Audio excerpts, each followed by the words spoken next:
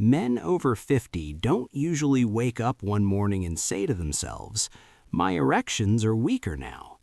That's not how it happens. What usually happens is much quieter. It starts with a pause, a hesitation, a moment where the body doesn't respond the way it used to. You still feel desire, you still feel attracted, your mind is engaged, but the firmness isn't there. Or it takes longer, or it doesn't stay. At first, most men don't worry. They blame stress. They blame being tired. They tell themselves it's just a bad day. So they wait. Weeks pass, months pass, and then one night the same thing happens again. That's usually the moment the question appears. What's happening to me? After more than 30 years working with men in their 50s, 60s, and beyond, I want you to hear this clearly. You're not imagining it, and you're not alone.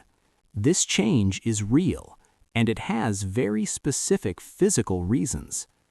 An erection is not a test of masculinity. It's not a measure of desire, and it's not something you can force with willpower. An erection is a biological event. Blood leaves the heart. It travels through arteries. The brain sends a signal. Blood vessels relax. Blood fills the tissue of the penis and stays there. When you were younger, that system worked quickly and reliably. After 50, that same system is still there, but it's slower, less flexible, less responsive. Not because you're broken, but because your body has changed. The biggest change most men underestimate is blood flow. Erections are not created by hormones alone. They are created by circulation. After 50, blood vessels naturally lose elasticity. They become stiffer. They don't open as wide or as fast as they once did. This happens everywhere in the body: the heart, the brain, the legs. The penis just happens to be the place where you notice it first. That's why many men experience confusion. They still want sex, they still feel aroused, but the physical response is inconsistent. Sometimes it works, sometimes it doesn't. That inconsistency creates doubt, and doubt creates tension. Tension tightens blood vessels even more. Another critical piece of this puzzle is nitric oxide. Nitric oxide is the chemical messenger that tells blood vessels to relax and open. After 50, nitric oxide production drops significantly. Less nitric oxide means narrower blood vessels. Narrower blood vessels mean less blood reaching the penis. That alone can turn a strong erection into a weak one. Now, let's talk about testosterone, but in the correct way. Yes, testosterone declines with age. Most men lose about 1% per year after 40. Testosterone affects desire, mood, and energy.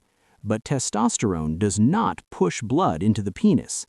I've seen men with normal testosterone levels struggle badly with erections, and I've seen men with lower testosterone perform well. The difference is rarely just hormones. It's how hormones interact with blood flow, metabolism, and sleep. After 50, many men develop insulin resistance, even if they're not diabetic. Blood sugar spikes damage the inner lining of blood vessels. That lining controls how well vessels expand. When it's inflamed or damaged, blood flow suffers. This is why erections often weaken alongside belly fat, late-night eating, or frequent snacking. What you eat during the day affects what happens at night. Sleep plays an even bigger role. Deep sleep is when testosterone is produced. It's also when blood vessels repair themselves.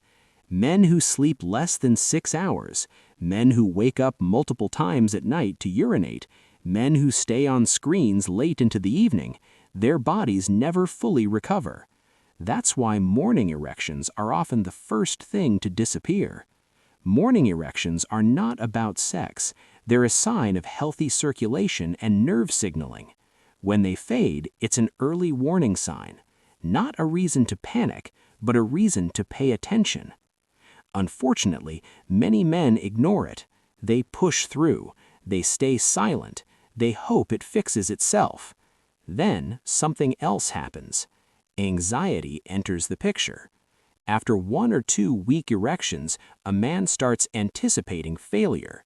That thought alone triggers stress hormones. Stress hormones tighten blood vessels. The body shifts into protection mode. Not because it's weak, but because it senses pressure. This creates a vicious cycle. Weaker erections create anxiety. Anxiety further restricts blood flow. Restricted blood flow causes weaker erections.